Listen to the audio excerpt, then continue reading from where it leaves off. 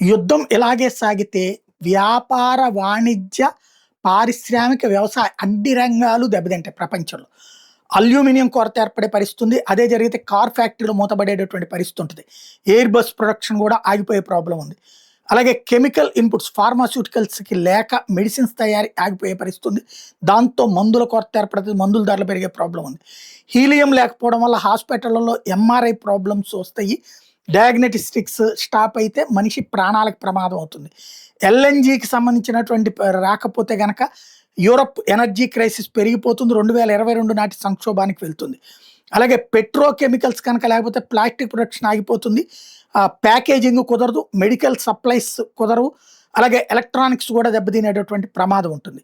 అదే సందర్భంలో Suez canal blocking 2021లో జరిగినప్పుడు ఒక షిప్ దెబ్బతిని 6 రోజుల పాటు అప్పుడు ఆగిపోయినటువంటి సందర్భంలో గ్లోబల్ ఎకానమీకి $54 బిలియన్ నష్టం వచ్చింది.